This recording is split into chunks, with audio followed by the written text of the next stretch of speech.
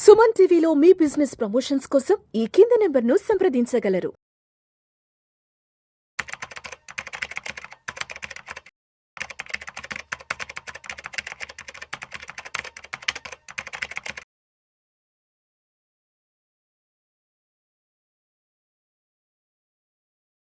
నమస్తే రేవంత్. నమస్తే అండి. Revanth, welcome to Vishnu talks. Thank you. Revanth, మొన్న ఈ మధ్య నెల్లూరు వెళ్ళొచ్చాను. ఓకే. సో నెల్లూరు వెళ్ళిన ప్రతిసారి ఫ్రెండ్స్ అందరిని కలుస్తుంటాను. ఫ్రెండ్స్ అందరిని కలిసామంటే సాధక బాధకాలు మాట్లాడుకుంటూ ఉంటాం. అయితే అంటే కొంతమంది ఫ్రెండ్స్ నేను బాగా అబ్జర్వ్ చేశాను. అంటే అందరూ మంచి ఇన్కమ్ లోనే ఉన్నారు, మంచి శాలరీస్ లోనే ఉన్నారు. ఓకే. నా ఫ్రెండ్స్ లో కొంతమంది నెలకు 1,00,000 సంపాదించే వాళ్ళు ఉన్నారు, 2,00,000 సంపాదించే వాళ్ళు ఉన్నారు. అంటే శాలరీ పరంగా అందరూ మంచి పొజిషన్ లోనే ఉన్నారు. ఓకే. బట్ ఎందుకో ఫైనాన్షియల్ ప్లానింగ్ విషయంలో చాలా మంది అసలు ఎక్కడో ఉన్నారు. ఓకే. అంటే నెలకి 1,00,000-1,50,000 సంపాదిస్తున్నా కూడా ఎందుకో చాలా మంది ఏవో రకరకాల ఇష్యూస్ లో చుట్టుకుపోయేసేసి కొంతమంది ఎందుకో ఇంకా వెనక్కి వెళ్ళిపోతున్నారు. ఓకే. అదే 1,00,000-1,50,000 సంపాదించి ఇంకొంతమంది ఎలా ఉన్నారంటే చాలా చక్కగా ఫైనాన్షియల్ ప్లానింగ్ చేసుకొని ఫైనాన్షియల్ గా బాగా సెటిల్ అయినారు చాలా మంది. ఓకే. అంటే ఒక మంచి ఇల్లు కొనుక్కొని, ఇల్లు కట్టుకొని, ఒక మంచి ఫ్యామిలీ, ఇలా కొంతమంది సెటిల్ అయినారు. మంచి జీతం వస్తున్నా కూడా కొంతమంది ఏవో రకరకాల సమస్యల్లో సుడిగుండాల్లో చిక్కుకుపోయి రకరకాల ఇబ్బందులు పడుతున్నారు. ఓకే. సో అందరికీ ఒకే రకమైన జీతం వస్తున్నా కూడా బట్ ఎందుకు కొంతమంది ఏమో కొంత వెనక్కి వెళ్ళిపోతున్నారు ఫైనాన్షియల్ గా, ఇంకొంతమంది ఏమో చాలా చక్కగా ముందుకెళ్తున్నారు. సో ఎక్కడ తేడా కొడుతుందంటారు అసలు? సార్, అందరూ అనుకుంటాం మనిషి జీవితం నిర్ణయించేది డబ్బు అని. ఎస్, కొంతవరకు అది నిజమే. కానీ యాక్చువల్గా ఒక మనిషి జీవితం కొట్టుమిట్లాడేది 2 అంశాల మధ్యలో. ఒకటి భయం, రెండోది అత్యాశ. ఈ రెండింటి మధ్యలోనే మనిషి జీవితం అంతా కూడా గడుస్తూ ఉంటుంది. ఎవరైతే కంప్లీట్గా భయంతో ఉంటారో వాళ్ళు సంపదను సృష్టించలేరు, ఎవరైతే అత్యాశతో ఉంటారో వాళ్ళు సంపదను సృష్టించలేరు. మనిషికి ఆశ అవసరం, మనిషికి భయము అవసరం. ఈ రెండింటిని ప్రాపర్గా బ్యాలెన్స్డ్గా పెట్టుకొని మధ్యలో ఎవరైతే వెళ్తూ ఉంటారో యాక్చువల్గా వెల్త్ని వాళ్ళు మాత్రమే క్రియేట్ చేస్తూ ఉంటారు, కేవలం వాళ్ళు మాత్రమే. సో బేసిక్గా ఈ రెండింటిని ఏం ట్రిగ్గర్ చేస్తాయి అని అంటే మనిషికి ఉండేటువంటి ఒక ఎమోషన్ ట్రిగ్గర్ చేసి ఈ రెండింటి వైపుగా ఐదర్ ఎక్స్ట్రీమ్ కార్నర్స్లోకి ఒక మనిషిని పుష్ చేసేస్తూ ఉంటాయి. సో బేసిక్గా ఎవరైతే బాగున్నారు అని మీరు చెప్పారో వాళ్ళు ఈ రెండింటికి ఎమోషన్స్కి స్కోప్ ఇవ్వకుండా బ్యాలెన్స్డ్గా ఇన్ బిట్వీన్ లాజిక్ని అప్లై చేస్తూ వాళ్ళు ఇన్వెస్ట్మెంట్స్ చేసుకుంటూ వెళ్ళారు కాబట్టి వాళ్ళకి మంచి రిటర్న్స్ వచ్చి ఉంటాయి. Money always works with logic, not with emotions.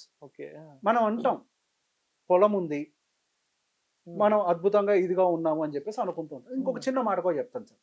చాలా మంది సమస్యతో మాట్లాడుకుంటున్నప్పుడు ఏదో అప్పుల ఊబిలో కూరిపోయి ఉంటారు, వాళ్ళ జీతంతో దాన్ని తీర్చలేరు, విపరీతంగా ఇబ్బంది పడుతూ ఉంటారు. జీతం బాగానే ఉంటది బట్ అనుకోని ఒక మిస్టేక్ చేసుకుంటుంటారు. ఊర్లో కూడా ఒక పొలం ఉంటుంది.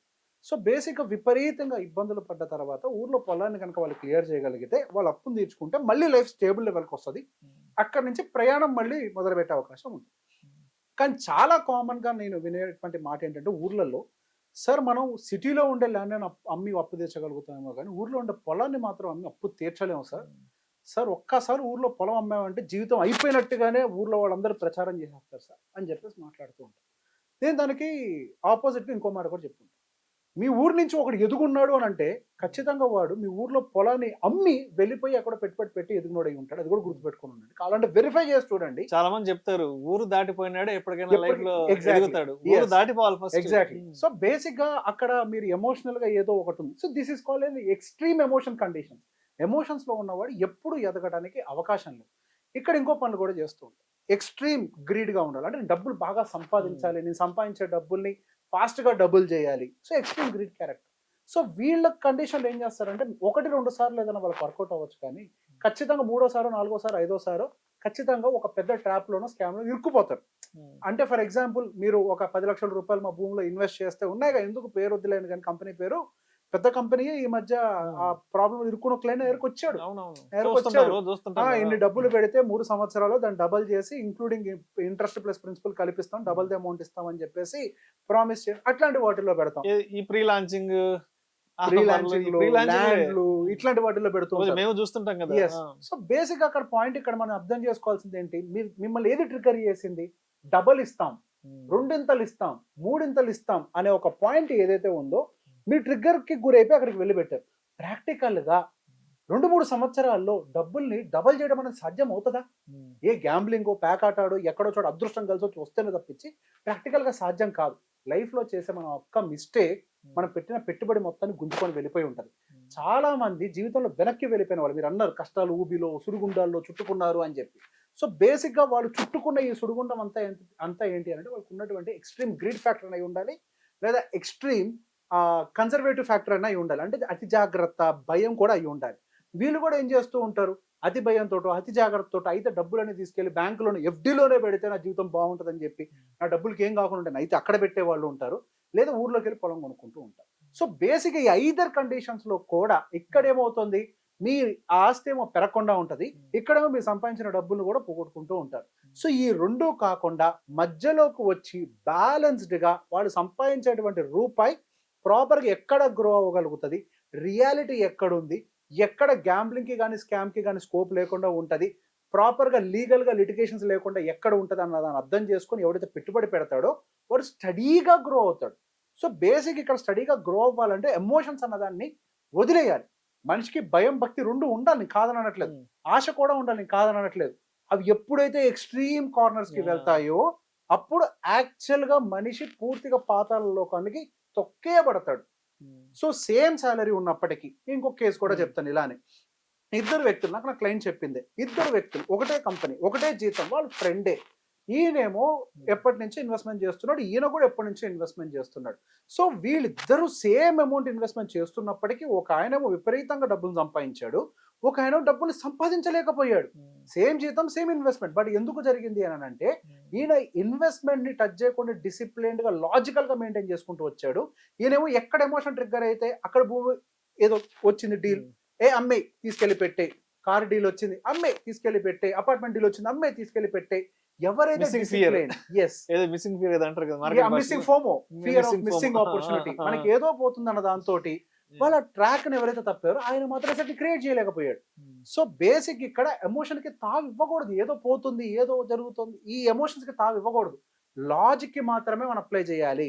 మనం ఒక దాంట్లో పెట్టుబడి పెట్టిన తర్వాత దాని నుంచి ఇన్వెస్ట్మెంట్ ని డైవర్ట్ చేయాలన్న లాజిక్ ఉండాలి. ఒకటే ఇన్వెస్ట్మెంట్ లో మనం కూర్చొని ఉండాలన్న కూడా లాజిక్ ఉండాలి. సో ఎమోషన్స్ తోటి ఎప్పుడు కూడా ఇన్వెస్ట్మెంట్స్ అనేవి వర్కౌట్ అవ్వవు. రైట్. డబ్బుకి కావాల్సింది ఏంటి, ప్లస్ మైనస్ డివైడ్, ఇవి కదా. ప్రేమ, ఆప్యాయతలు, అనుబంధాలు, డబ్బుతో దానికేం పని ఉంది, డబ్బుకు దాంతో పని లేదు. సో రాంగ్ ప్లేస్ లో రాంగ్ థింగ్ ని అప్లై చేయటం వల్ల మనం ఎక్కువగా ఓడిపోతూ ఉంటాం. Apply right things at right place. So conclusion గా, మరి ఒకే జీతం వచ్చే ఫ్రెండ్స్ కొంతమంది చాలా చక్కగా ఫైనాన్షియల్ ప్లానింగ్తో ముందుకు వెళ్తుంటారు, ఇంకొంతమంది రకరకాల ఇబ్బందులతో కూడా వెనక్కి వెళ్తుంటారు. కాబట్టి సో నాకు ఇక్కడ క్లియర్ కట్గా చెప్పు, ఎస్ వీళ్ళు ఏం చేస్తే వీళ్ళు ముందుకు వెళ్తున్నారు, వీళ్ళు ఏం చేస్తున్నారు, ఏమి చెయ్యట్లేదు, చెయ్యకపోవడం వాళ్ళు వెనక్కి వెళ్తున్నారు, ఒకసారి క్లియర్గా చెప్పు. డబ్బుకి ఏం కావాలో అది చేయాలి. ఇప్పుడు సింహం దగ్గరికి వెళ్ళి గడ్డేస్తే తింటదా? లేదు కదా. ఆవు దగ్గరకు వచ్చి మాంసం పెడితే తింటదా? తినదు కదా.